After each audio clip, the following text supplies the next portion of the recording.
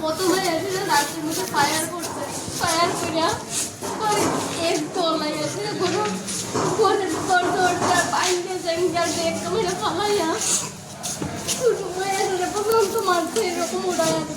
কি কারণে এরকম করছে তারা বক্তব্য দিতা?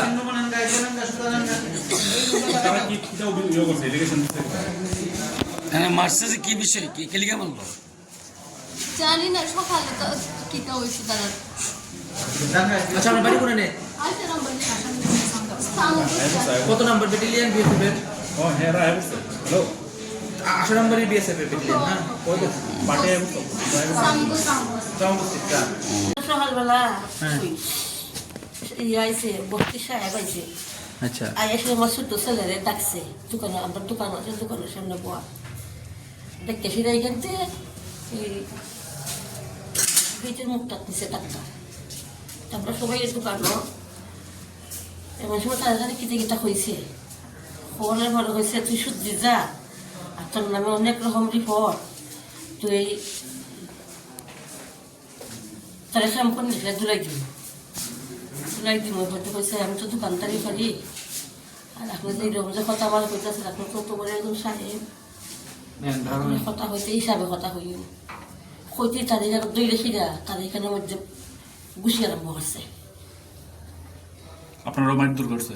না এই সময় তো করছে না, এই সময় করছে না, সন্ধ্যাবেলা কোন রাত্রে গিয়া সকালবেলা। কারা কারা কারা আসলো আপনার মারধর কারা করছে? বিএসএফ বা সাহেব। কোন জায়গার বিএসএফ? সামবস্তি। নাম জানেননি তাদের যে আসলো? নামটা আমি জানি না, কিন্তু কত নম্বর ব্যাটালিয়ন জানেননি?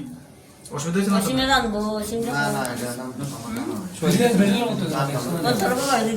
আপনারা মারধর করছে না? আপনার এবার কারে মারধর করছে?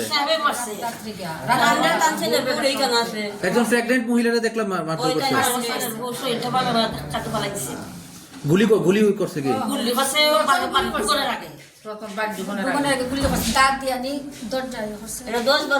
গাড়ি লইয়া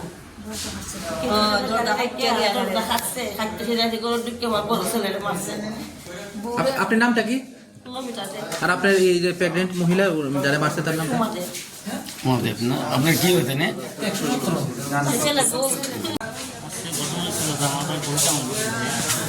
তো চামবস্তি আমার একটা দোকান আছে, আমি বাড়িতে আলু খেতে কাম করতে আসলাম।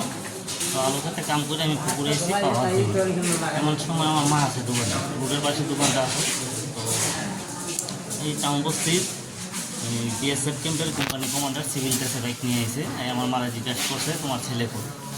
তো মা আমার ডাক দিয়েছে, আমি পুকুরে আসলাম, পুকুর থেকে বাড়িতে আইসি।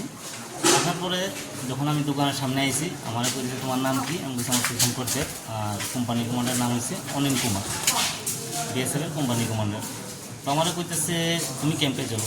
আমি বলছি ক্যাম্পে কেন যাবো স্যার, আমার কী অপরাধ বা কোনো সমস্যা থাকলে আমার এখানে কোন ওইখানে কোন যেত না, ক্যাম্পে যাওয়া লাগবে। আমি বলছি ঠিক আছে, ক্যাম্পে যদি যেতে হয় আমি গ্রামের মেম্বার প্রধান আছে তারা নিয়ে যাই। এই কথা কোয়ার পরে আমি কয় তোমার কি জবাব দিতে হইব, তুমি কি চিনো আমি বিএসএফের কোম্পানি কমান্ডার হইয়া আমার উপরে এখানে অত্যাচার করছে, আমার হাতে মারছে, এখানে মারছে। মারার পরে আমার মা বোন তারা আসছিল আমার আটকাটি কইটা তারা আমার বাড়িতে নিয়ে গেছে।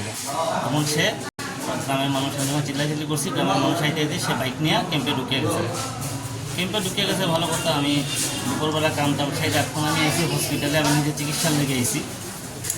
চিকিৎসার লেগে আসার পরে আমি এখানে ডাক্তার এখানে এসি করে দেখা যায় আমার বাড়ি থেকে ফোন এসে বিএসএফের কোম্পানি কমান্ডার অনিল কুমার, সে আমার বাড়িতে প্রায় 10 থেকে 15 জন নেব বিএসএফ নিয়ে এসিরা আমার বাড়ি ঘাটার সময় গিয়া প্রথম ফায়ার করছে।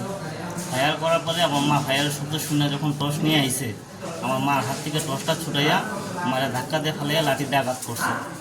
আঘাত করার পরে আমার ঘরে গেছে, ঘরে আমার মা আর ভাই আছে, বৌদি আছে, ছোটো একটা ভাতিজিও আছে। বৌদি কি তো প্রেগনেন্ট? বৌদি প্রেগনেন্ট আছে, 7 মাসের প্রেগনেন্ট আছে। তারা কি কোনো লেডিস মানে বিএসএফ নিয়ে গেছিল?